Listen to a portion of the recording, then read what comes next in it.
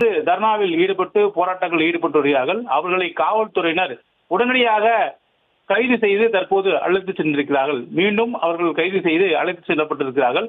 தொடர்ச்சியாக பல்வேறு வடிவங்களில் போராட்டம் இருக்கலாம் என்ற அடிப்படையில் ஆளுநர் மாளிகை முழுக்க சுற்றி 500 காவல்துறை தற்போது பாதுகாப்புக்கு நிறுத்தி வைக்கப்பட்டிருக்கிறார்கள்.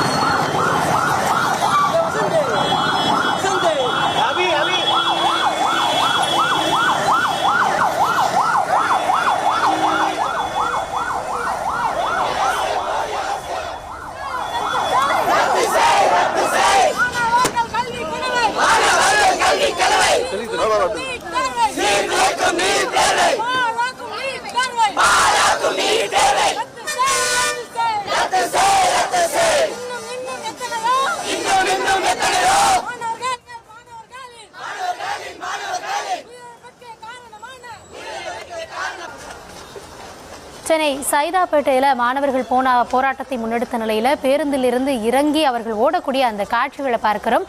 எஸ்எஃப்ஐ மாணவர்கள் சைதாப்பேட்டையில் நீட் தேர்வை கண்டித்து தங்களுடைய போராட்டத்தை முன்னெடுத்தாங்க. அப்போது போராட்டத்தில் ஈடுபட்டவர்களை கைது செஞ்சு பேருந்தில் ஏற்றியிருக்கிறார்கள் காவல்துறையினர். இதனையடுத்து அவங்க பேருந்தில் இருந்து இறங்கி ஓடி மீண்டும் சாலையில் அமர்ந்து மறியல் போராட்டத்தை முன்னெடுத்திருக்காங்க. அந்த காட்சிகளை தான் நம்ம பார்த்துட்டு இருக்கோம். இது தொடர்பான விவரங்களோடு செய்தியாளர் பாரி கார்த்திக் இணைந்திருக்கிறார். பாரி, கள நிலவரங்களை வழங்கலாம். வணக்கம். எஸ்எஃப்ஐ மாணவர்கள் இன்று ஆளுநர் மாளிகை முற்றுகையிடும் போராட்டத்தை மேற்கொண்டு வருகிறார்கள். நீட் தேர்விலிருந்து தமிழ்நாடு முழுமையாக விளக்கம் அளிக்க வேண்டும் என்றும், நீட் தேர்வு தொடர்பான இந்த குளறுபடிகள் தொடர்ச்சியாக மாணவர்களுடைய எதிர்காலத்தை பாதிக்கிறது என்றும் தற்போது அவர்கள் இந்த ஆர்ப்பாட்டத்தை முன்னெடுத்திருக்கிறார்கள். மத்திய அரசு நீட் தேர்வை உடனடியாக ரத்து செய்ய வேண்டும்.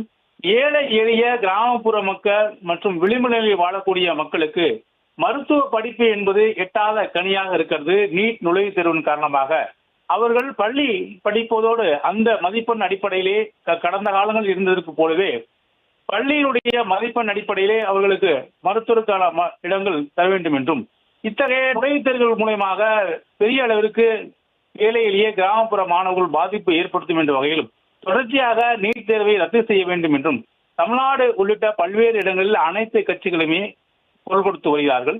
குறிப்பாக பாஜகவை தவிர மீதம் இருக்கக்கூடிய அனைத்து கட்சிகளுமே இந்த நீட் தேர்வு விவகாரத்தில் ஒருங்கிணைந்து